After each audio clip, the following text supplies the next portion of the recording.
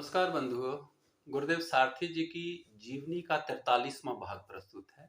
सागर की कहानी भाग 43। अपनी जीवन यात्रा का परिचय देते हुए सफरनामा में सारथी जी लिखते हैं, एक बात प्रत्यक्ष हुई, प्रभु राम का स्मरण और हर काम एक ही समय में होने लगा। विपरीत बात यह हुई कि भजन गाने और शास्त्रीय संगीत की बंदिशों का नशा हर समय रहने लगा, पर गाने के लिए समय निकालना कठिन हो गया। पेंटिंग तो मैं कार्यालय में करता था, कर ही लेता था, पर मैं यह व्यक्त नहीं कर सकता कि गाने का, भजन का, शास्त्रीय संगीत का नशा, मजा, सरूर क्या और किस प्रकार का होता है। यह अभाव और दुख वह बता सकता है जो सुर की रूह से, ताल की धड़कन और आवाज के असर से भली प्रकार परिचित हो। गाने वाला यदि शिल्प से निकल जाए तो वह यकीनन सौंदर्य को साक्षात परम देख सकता है। मेरे होश इसी प्रकार बहुत बार सुर से एक सार होकर साक्षात हुए हैं। इसी आनंद का विवरण प्रस्तुत करते हुए वे लिखते हैं, नाचने में आनंद है, नशा है और मस्ती है। अपनी मस्ती, अपने लिए, अपने ही द्वारा शरीर को खा जाने वाली। तुमने सूफी संत देखे होंगे कैसे नाचते हैं, चाहे मुद्राओं में और हाव भाव में कोई समन्वय, कोई क्रम, कोई तारतम्य ना हो, फिर भी वे नाचते हैं और सिर को घुमाते चले जाते हैं। वास्तव में शास्त्रीय संगीत में भी यही है। ये बेहोशी से जुड़ना है, अंतश्चेतन अर्ध चेतन से भेंट करनी है।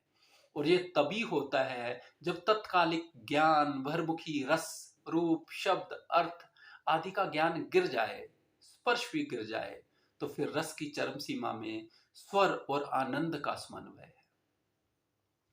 मूर्ति, चित्र, गायन, वादन, विज्ञान, ये सभी नृत्य की ही स्थितियां हैं और इन स्थितियों की चरम सीमा ही आनंद की स्थिति है।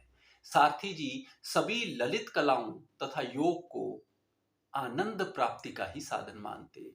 वे जब भी अपनी रचना प्रक्रिया की बात करते तो बात सुरों, रंगों, शब्दों इत्यादि को साथ लेते हुए चलती।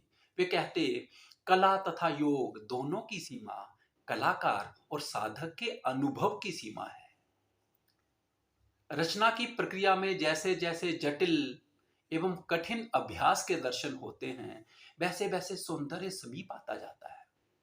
रचना स्वयं में एक फॉर्म है, रूपरेखा है। राग की रूपरेखा, चित्र की रूपरेखा, मन की एकाग्रता तथा विचारों की एकाग्रता की रूपरेखा।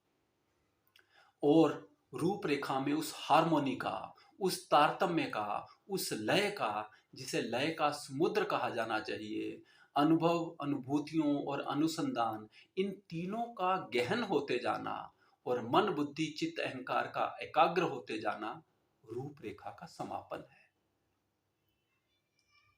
वे कहते, विकास नाम है साहित्य के विकास का, चित्रकला, मूर्तिकला, संगीत, नृत्य एवं वादन के विकास का।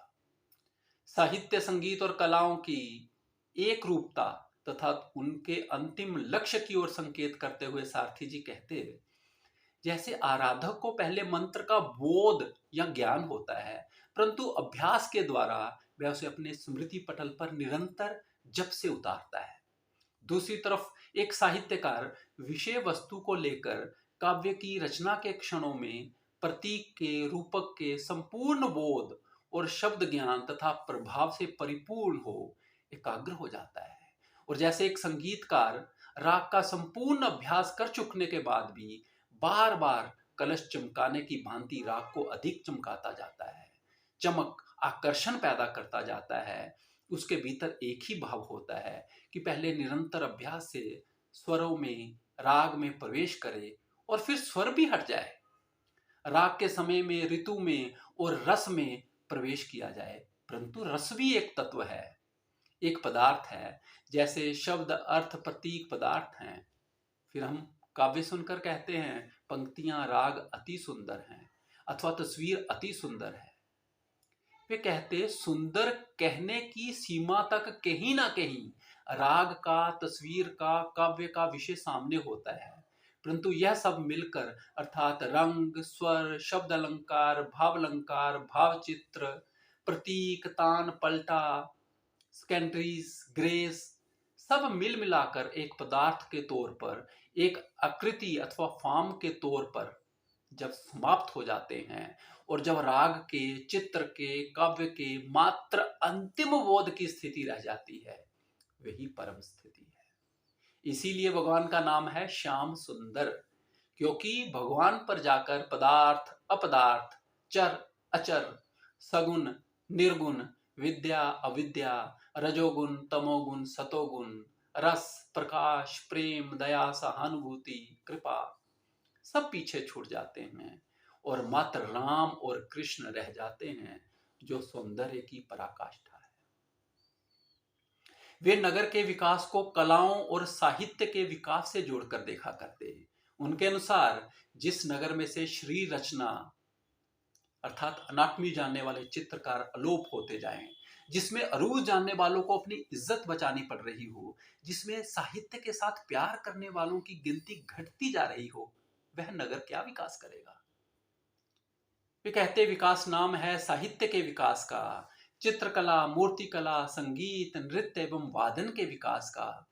जीवन में ललित कलाओं के महत्व का गान करते हुए वे अक्सर भर्तृहरि का ये श्लोक सुनाया करते, साहित्य संगीत कला विहीन, साक्षात पशु पुच्छ विषानहीन। अर्थात साहित्य, संगीत और कला से विहीन पुरुष, मनुष्य उस पशु के समान है जिसके सींग एवं पूंछ ना हो। समाज निर्माण में एक रचनाकार एवं कलाकार के योगदान को वे सर्वोपरि मानते, परंतु कलाकार के संस्कृति एवं संस्कार शून्य होने को वे नैतिक मूल्यों के ह्रास का सबसे बड़ा कारण मानते। हिंदी के कलात्मक, साहित्यिक एवं दार्शनिक निबंध संग्रह अज्ञात में सारथी जी लिखते हैं, हमारे समाज में 65,000 लोगों में एक संगीतकार, चित्रकार, नर्तक और मूर्तिकार है और 35,000 की गणना में एक आदमी वैज्ञानिक है। तुम्हें इस अनुपात पर आश्चर्य नहीं होना चाहिए कि कम है।